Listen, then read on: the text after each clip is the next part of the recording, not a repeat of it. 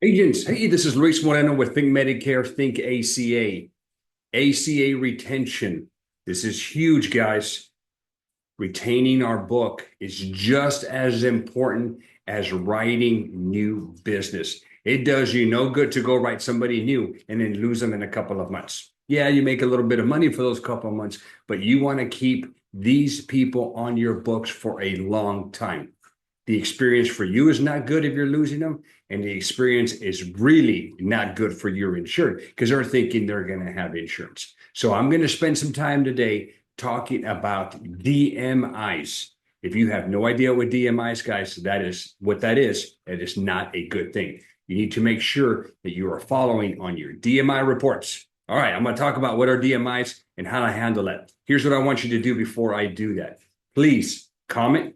Okay, I'm the only one that responds to the comments. Help me out with my channel, guys. Give me that thumbs up on the video. That way this gets shared with more agents. And then please, if you're a subscriber, thank you. I appreciate it. We crossed the 7,000 subscriber threshold, which is huge for me. Now I'm trying to get to 10. So if you're not a subscriber, please do me the favor, subscribe and share my channel. All right, so let's talk about DMIs. DMIs are data matching issues or mismatching, however you want to call it. Either way, here's what's happening, guys, is the data that you entered on the application is not matching what a lot of the three-letter agencies have for that client. Okay, maybe the social is wrong. Maybe the income is wrong. Maybe the date of birth is wrong. Maybe the spelling of the name is wrong. So what happens when you enter your information into the application? It's verifying with the three-letter agencies, and if something is wrong, then you're going to get a data match issue. What's going to happen is at the end of the application, you're going to get an eligibility form. Okay, you should be opening up that eligibility form, and it's going to tell you there on page 3, I believe, if there are any eligibility requirements that you need to satisfy. And I'm going to share what those look like here in a minute. But you got to make sure that you're doing that. And at the point of sale, while you're talking to that client and you're issuing the policy, you should be collecting these eligibility requirements. Maybe it's an income issue, Social Security, citizenship, whatever it may be, right there on the spot. You might as well get it and then get them to send it to you and you can upload it. So I'm going to share all that with you. All right. So let's look at Health Sherpa and let's get specifically into what data or this data matching issue is. So what are they? They usually occur in 3 situations, guys. Number 1, incorrect or missing information. Number 1, the Social Security missing? Hell no. You shouldn't be writing an application without a social. Okay, bottom line. Okay, an inconsistency between the application and the existing information from trusted sources, the 3-letter agencies like IRS. Okay, trusted sources that don't have their client information. Maybe they're a newly eligible immigrant. Who knows? Whatever. Then there's no data from them. Well, then it's going to ask you to provide some data. You need to resolve them, guys. Here's the main reason why. If you are not resolving these data matching issues, which they give you between 90 to 95 days to resolve it, what's going to happen is when that deadline is missed, these people are going to lose their financial help, their subsidies. So what happens when they lose their subsidies? Well, if they were paying 0, it's going to go up to whatever the premium is. Clients are going to freak out. Okay, bad experience. And they're not going to cancel. Or they're not going to keep their plan. They're going to cancel. All right, you're going to lose a client. Now, let's just say you have a client who's paying $50. All right, and you set them up on auto pay, and you don't meet this deadline for this requirement, and their premium is $1,000. They're going to draft that $1,000 the next month. And guys, if your clients aren't prepared, not a good thing. Let's say they have the money. Okay, very few will, and they take that $1,000 out. You can't get it back. It's gone. You're going to get a phone call, and now they can't pay their bills. They don't have money for gas or food. Horrible, horrible experience. So, guys, it makes no sense not to take care of these data matching issues. Now, if you've done everything you could and your client didn't give it to you, oh well, now it's on them. But if you didn't let them know, then it's on you. All right. So bottom line, make sure that you're collecting the data. All right, so where can you go and find this? Okay, so number one, I'm going to get out of here. Here's what you should be doing. You should be automating this. Okay, there is in the settings, you can tell Health Sherpa to send you an email every week on your list of data or your DMIs. Okay, this is what the email looks like. Okay, the email looks like this. It comes from Health Sherpa. It came to me on Tuesday. I think I get it every Tuesday. All right. And here's what it is. You get a link. Now you have to be already logged in. Otherwise, that link is not going to work. So make sure that you open up another browser. You log into your Health Sherpa. You reintegrate. You're set up. Then you can click on this link and it'll open up. Okay. Now, when this happens, okay, you're going to get an Excel. Okay. You get that entire Excel file and you must sort it, guys. Okay. I'm going to talk about the sorting here in a minute. Okay. Just to help you out, because mine is over a couple of thousand of DMIs, but it's going all the way back to 2022. So you've got to sort this thing out. So you get this report every week and you sort it. I'll share that with you guys here in a minute. Okay. Now, once that is done, okay, let's go back to Health Sherpa here. Let's go back to the info on Health Sherpa. So you either do it that way where you get the link every week, which is the way that I do, or you can go through your Health Sherpa account and right here where it says documents, you can pull up the documents that are insufficient, where you've loaded something and it's not what they need. Okay, or maybe the wrong item or who knows what. Action required, this means nothing's been done. You got to do something. Processing means you've done something. Expired means nothing got done and a deadline passed. Completed means everything is okie dokie. All right. So you can go this way and find all your people. I just like to do it every Tuesday. I get a report. So I'm going to share my report with you. I'm going to share how I sort it, and I'm going to share what I do on that report. This is where the gold is at, guys. All right. Let me get the report ready.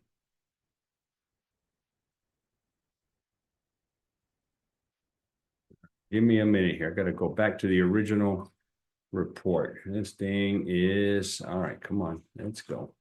Give it to me. Guess I could have had it ready for y'all. All right, there we go. Now I got it ready. Okay, so here's let me get the report and I'm going to share it with you. So when I get the report, if you're a new agent, your report is not going to look like mine.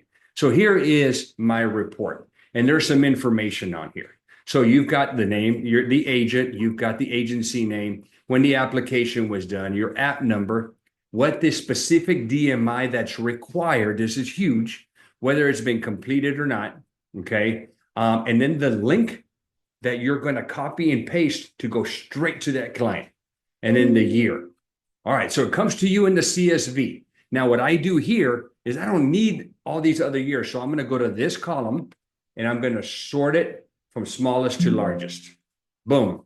Now, what I'm going to do here is I'm going to click on the 2, and I'm going to go all the way down and get rid of everything that is not 2025. Boom. Delete. I'm done. I got rid of all of my prior years. Prior years don't matter. I don't care. I wish Health Sherpa would not send me that, but it's okay. At least they're giving me a report. All right.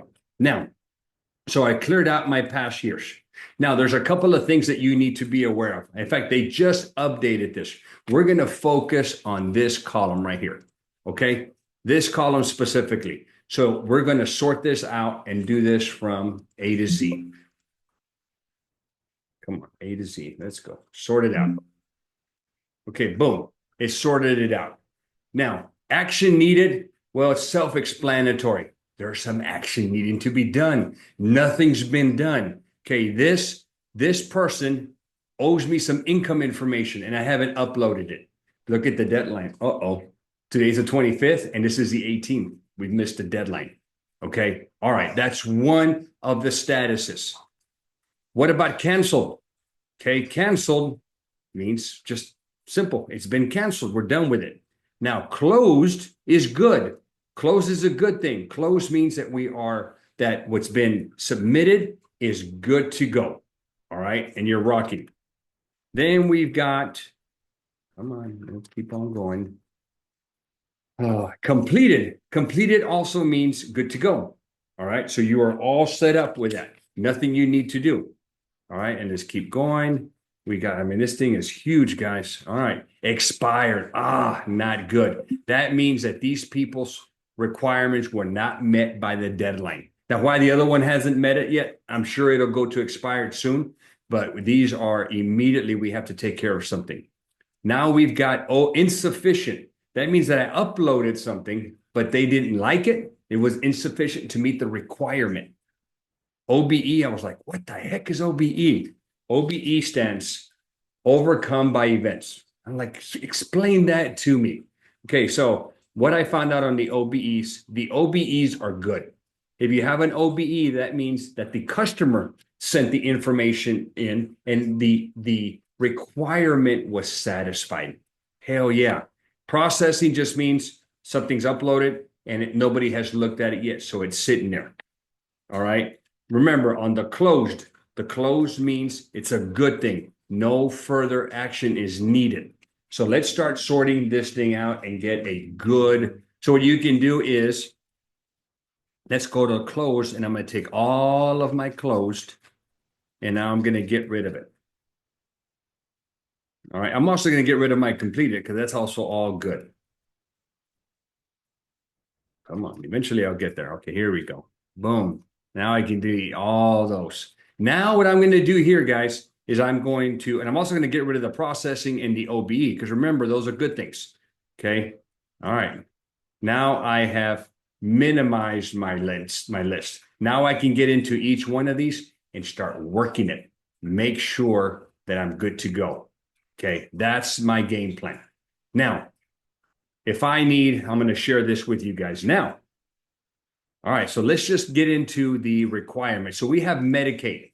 So what I do, this is how I work this, guys. I hired a VA, okay? I have a VA that I send this list to, and what she does is she contacts every client. She calls them up, she sends them a text and an email, and she says, hey, Mr. Client, we need to verify that you do not have Medicaid. So she's already got a template set up in Agent CRM. If you don't have a CRM, you need to hit me up. Now, she sends an email, text, phone call, collects that data. All right. So now a client may come in here and say, okay, great. Yeah. What do you need from me? All right. Well, my VA came and hit me up like, Luis, what do I need to collect? So check this out. All right. So I have a folder here with the actual documents that we can collect to satisfy some of these requirements. So I'm going to share these with you. All right. So let's see what you guys are looking at. You are not looking at what I'm looking at. All right, that's fine. Share. All right, let's go. So documents, let's go to Medicaid, since you saw this. Okay, that's right. Lack of other coverage. So in order to prove they don't have Medicaid or CHIP, this is what I will need. It's right there. It's in the letter. This is coming straight from the eligibility letter, guys. I'm not making this thing up. All right. So now they can get a letter or statement from Medicaid or CHIP stating that you or that family member are not enrolled or not eligible. A letter or statement from the agency here. I'm not going to read all this. I'll never get done. Okay. Letter written by you or your family member. That's what I would do. I'd get them to write a letter saying they don't have CHIP or Medicaid. Okay. Now, what about Medicare? If the thing says that they should have Medicare and you need to verify that they don't, where you need a letter or statement from Medicare or Social Security Administration, or a letter written by you explaining why you are not eligible for Medicare Part A without a premium. All right, let's go back. Okay, citizenship. Here are the requirements: a passport, a certificate of naturalization, certificate of citizenship. Okay, you got this data here. What if you don't have any of those? Well, then you need to submit one of these and one of these. All right, there it is, guys. Next one, immigration status.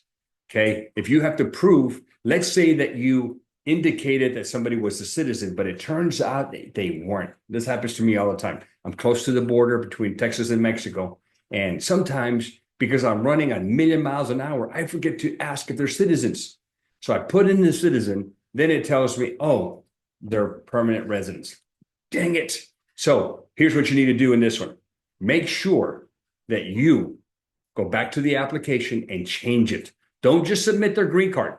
Okay, it's not going to work. You need to go into the application, view edit, get to that person's section, and then change it from citizen to not a citizen and select the green card. And then you're going to enter the data. Data that you're going to enter is going to be data from the front of the card and the back of the card. Okay. Now, if you enter all that data, it'll probably get rid of this requirement. If it still needs it, well, then you're going to have to submit the green card. But you're going to submit these specific documents for immigration. For household income, here's a list of documents. Okay. You can submit your tax return, your W-2, your 1099, a pay stub. If you're self-employed, maybe some self-employment documentation, and maybe just a written explanation of what's going on with your income. Okay. Lack of other coverage, we already did that one. How about you're not in jail? Okay. Now, this demographic of people, they don't have their stuff together, guys. Okay. So usually you would think that they would have the release papers handy. But man, every time I run into somebody in here, they can't find these damn papers. I don't know why. Okay. So you're going to have to submit some of this paperwork. If you happen to write somebody who's still in jail, man, I don't know how in the hell you pulled that off. Just joking. But yeah, if they're incarcerated, you can't write them. Okay. Social Security. Okay. This happens to me a lot. Hey, I need to submit Social Security. A lot of it has to do with maybe getting married, getting divorced, name change, something like that. Or maybe I just hit a wrong key. All right. So here's what you can submit to satisfy this requirement. All right. I think we're done there. Yeah, we are done. Now, once you collect these documents, guys, this is what I do. Okay. I tell my insureds to send it to me. I don't want them to take care of it. Okay. Also, I like to collect data. I'm a hoarder. Not really. My wife's a hoarder. I'm not. Okay. I collect the data. I put it into my secure electronic software vault that I have for all my customers. It goes in there. Okay. All their data is stored per client and per name of what that data is. If I ever need it the next year, the following year, whatever, I store it. I have it. Okay. I like to be efficient. So I will tell my client, hey, whatever you need to send me, do this. Email it to me. Okay, you can text it to me through the CRM. You can even take a picture with your phone. Take that letter that you're writing or whatever it may be, and just take a picture. Okay, text it to me. I collect it, I email it to myself, and I put it into their file. But then I have to make sure that I upload it through Health Sherpa. Okay, if you're in a state-based exchange, you're going to go to your platform and upload it for that client there. Now, in this scenario, here's what I'll do. I click on the client. Right here on the document, I'm going to select the name of that document or the type of document it is. Maybe Social Security card, W-2, 1099, certificate, whatever. Then I go select it and then I upload it. Okay. So like, for example, with this client, we needed to verify income. So I just click on the verify and then it takes me to this screen where I'm going to select whatever that document is and I'm going to select the file and upload it. It is that easy. Number one, the easiest thing you can do, guys, to maintain your book of business, something that you have complete control of, is monitor your DMIs. That's huge, guys. If you're just letting this thing go, you're not only hurting yourself financially, but you're creating a problem for your insureds, and you could have taken care of this. Hire a VA to do it. Or if you have the time to do it, you do it. Now, I am going to have VAs available for you guys. If you're interested, send me an email. We have an organization that provides VAs, virtual assistants for insurance agents. They're trained, they're good, and they take care of business. Okay. So if you're interested in that, keep on this channel because I will be posting about that. And if you want to be put into my email newsletter where I hit you up with a notification on this so you can join us, let me know. Put your name down below in the comments and hit me up. So hope this helps you out. Guys, trying to keep money in your pocket, number one. Number two, we want to keep our insureds happy and insured so that something like this doesn't cause an issue for them. All right. Now, down below in the description, guys, if you want the folder for the eligibility requirements that you can submit for certain things, I will gladly share that with you. All right. If you want that, click on down below. You're going to click on the link and you're going to enter your information. I'll put you into my newsletter, my stuff that I'm going to send out to you, and you can download this form. I'll have it ready for you. And also, I've got some products down there. Yes, I do sell some stuff. Number one, if you don't have a CRM, take advantage of my CRM. I have an ACA 101 course. I have my smart books for ACA and Medicare. Guys, they're the bomb. They're reference manuals. One of those things that you just must have. Okay. And then finally, this is huge. All right. This is a huge thing. Agents' success, in my opinion, has a lot to do with product knowledge. Yes, you need to know what we're selling, but you could know everything. But if you can't get in front of clients, you're going to go broke. Now, I advocate very, very heavily for you guys to go do grassroots marketing, but you should definitely be doing your own advertising. You shouldn't be buying leads. It is so easy. I say it's easy. I don't know how to do it, but I pay somebody here at my office to do it. Shauna, my partner, that has helped me out with a course to teach you guys how to run ads on Facebook and Instagram. She has a course that will teach you. I like it. It is very, very thorough.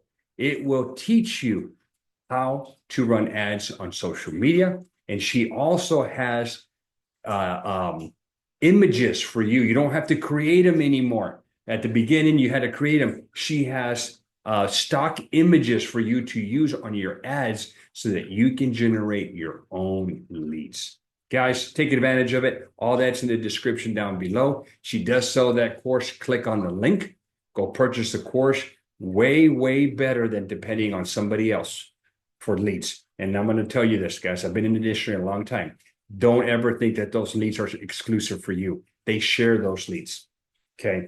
Maybe there's some exclusive ones. I have yet to find them, but the majority of them share the leads. And then now you're competing with your other agents and you're paying for it. All right. Might as well capture your own leads that you're not sharing with anybody except with you and your staff if you have staff. All right, guys. Luis Moreno, Think Medicare, Think ACA. Make sure you comment, like, and subscribe.